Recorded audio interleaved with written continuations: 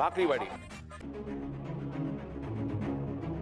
கடவுள் ஆணையா சொல்றேன், பூனால இருந்து 50 வருஷம் 100 வருஷமா ஸ்வீட்ஸ் சேவரி கடையில இருக்கிறவங்க வந்து பண்ண மாதிரி அந்த பாக்ரிவாடி. இந்த மீட்டா சட்னி யார் பண்ணாங்க? அவங்க தான். வாழ்க. டிசிடிசியில் நம்ம பிரீத்தா செஞ்ச பாக்ரிவாடி வித் மீட்டா சட்னி எப்படி செய்யலான்றதை பார்த்துடலாம். இதை செய்யறதுக்கு கோதுமை மாவு, கடலை மாவு, உப்பு, ஓமம், எண்ணெய் இதெல்லாம் சேர்த்து நல்லா மிக்ஸ் பண்ணிட்டு கொஞ்சம் கொஞ்சமாக தண்ணி ஊற்றி நல்லா சாஃப்ட் மாவாக ரெடி பண்ணி எடுத்துக்கணும். அதை ஒரு 10 நிமிஷம் ரெஸ்ட்டில் விட்டுட்டு அடுத்ததாக ஒரு பேனில் தனியா, மிளகு, ஜீரகம், சோம்பு, வெள்ளெள்ளு சேர்த்து வறுப்பட்டதும் திருவண்ண தேங்காய் சேர்த்து 1 நிமிஷத்துக்கு வதக்கிட்டு ஸ்டவ் ஆஃப் பண்ணிடணும். இப்போ இதில் மிளகாய்த்தூள், உப்பு, பெருங்காயத்தூள், கரம் மசாலா சேர்த்து மிக்ஸ் பண்ணிவிட்டு நல்லா ஆறுனதும் 1 டேபிள் ஸ்பூன் வெல்லம் சேர்த்து கொரகொரப்பாக அரைச்சி எடுத்துக்கணும்.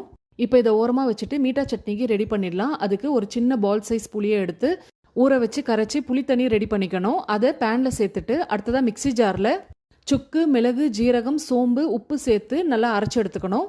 அடுத்து புளி தண்ணி கூட 1/2 கப் வெல்லம், அரைச்ச பவுடர்லேருந்து 1 டீஸ்பூன், 1/2 டீஸ்பூன் அளவுக்கு மிளகாய்த்தூள் சேர்த்து லோ ஃப்ளேமில் 10 நிமிஷம் கொதிக்க விட்டோம்னா மீட்டா சட்னி ரெடி.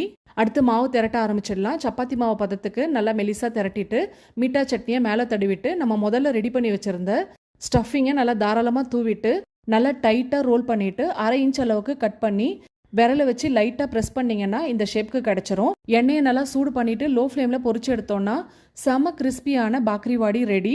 இந்த மீட்டா சட்னியோடு சாப்பிடும்போது அல்டிமேட்டாக இருக்கும். இந்த மழை சீசனுக்கு இது ஒரு சூப்பரான டீ டைம் ஸ்நாக்ஸ். கண்டிப்பாக ட்ரை பண்ணிவிட்டு ஃபீட்பேக் சொல்லுங்கள். பை.